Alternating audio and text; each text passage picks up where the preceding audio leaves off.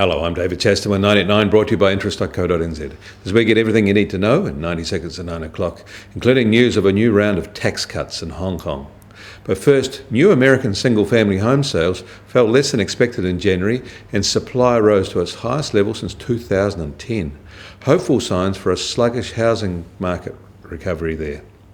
Although the data for the latest HSBC China PMI came in at a 4-month high and the related manufacturing output index is at a 5-month high, these indicators are little to cheer about. China's factories are just marking time, but the data was better than markets were expecting. Chinese consumer sentiment remained close to record lows in February, with confidence around personal finances dropping to its lowest level since December 2011. The Westpac Consumer Sentiment Indicator fell in February from January, although it was still markedly positive. Despite stabilising in recent months, it is close to a record low seen in September 2011. According to Westpac, the latest figures show that the Chinese government's mid-range stimulus actions are yet to make a material impact on everyday life, and further policy measures are expected. In neighbouring Hong Kong, the government there unveiled a $6 billion package of relief measures to include deeper tax cuts and handouts aiming at easing the financial burden of residents. The measure has come just weeks after the city's long pro-democracy protests ended there in December. The Greek finance minister admitted on Greek radio overnight that it will struggle to make a debt repayment to the IMF and ECB this year.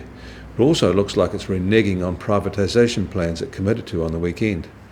And Germany's finance minister voiced open doubts on German radio about Athens' trustworthiness. And in Australia, wage growth there has fallen to its slowest expansion since the current data on it started to be collected in 1997.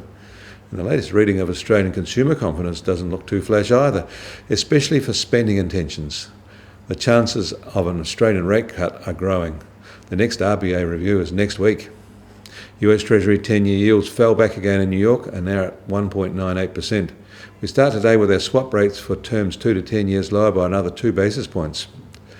The crude oil price is also unchanged at just at $50 a barrel, with Brent crude just under $60 a barrel. American crude storage data shows another big jump. The gold price, however, is up and now at $1,205 an ounce. New Zealand dollar has recovered yesterday's falls and now at 75.4 US cents, 95.5 Aussie cents, and the TWI is back at 78.5. The most likely event today to move our exchange rate will come from Fonterra. Markets are expecting them to hold their $4.70 payout indication. Variations from that could well be market movers. I'm David Chaston. That was 90 at 9, brought to you by interest.co.nz.